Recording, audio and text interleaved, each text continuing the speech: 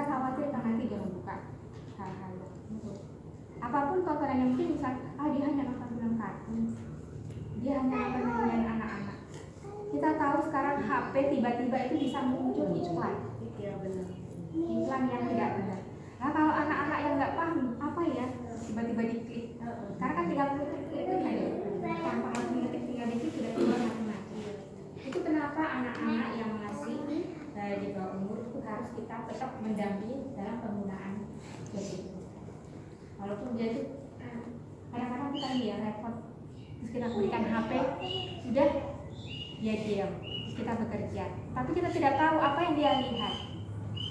Kadang-kadang kalau dia kita bukakan YouTube, kalau sekarang kan ada channel khusus untuk anak-anak ya, kalau sudah di setting itu keluarnya sana. Tapi kita tidak bisa menjamin itu film-film kartun itu baik apa tidak.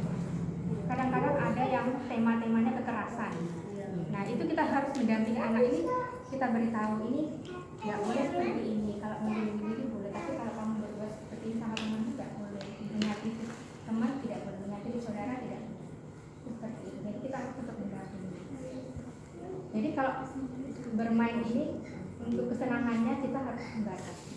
Tapi kalau untuk keperluan misalnya anak-anak kita yang masih sudah SMP, SD yang memerlukan informasi dari HP ini, kita harus memberikan, tetapi tetap harus ada pengawasan dari kita. Jadi kalau kesenangan itu harus dibatasi. Tapi kalau kebutuhan kita memberikan. Itu pun memberikannya secara tetap diawasi. Misalnya kalau di rumah ibu anaknya pakai laptop apa, itu diusahakan jangan di kamar. Usahakan laptop itu masih bisa kita awasi, kita pantau. Karena kita tidak tahu anak-anak itu saya mengerjakan tugas, tapi dia mungkin nyuri-nyuri waktu, dia nyuri waktu untuk buka-buka yang lain. Karena banyak sekali kasus-kasus dari media sosial ini yang membahayakan anak, apalagi anak remaja yang sudah mulai tahu lawan jenis, tahu apa yang kalau anak putus itu suka dandan segala macam, kalau yang anak putus itu suka yang apa ya otomotif apa segala macam itu kalau kita tidak mendampingi, tidak mengarahkan ke yang apa yang seharusnya seperti apa, itu kadang-kadang mereka bisa bertemu dengan teman yang salah. Jadi kita juga harus tahu teman-teman mereka siapa. Kadang-kadang kalau anak-anak pergi misalnya izin saya mau belajar kelompok atau mau apa ya ada tugas mengerjakan tugas bersama, itu juga kita harus awasi. Karena kadang-kadang anak-anak sekarang itu pintar berbohong. Lebih apa ya kata-katanya itu oh iya ya nggak apa-apa nak. Tapi kalau ini seperti terjadi pernah yang saya tangani ini,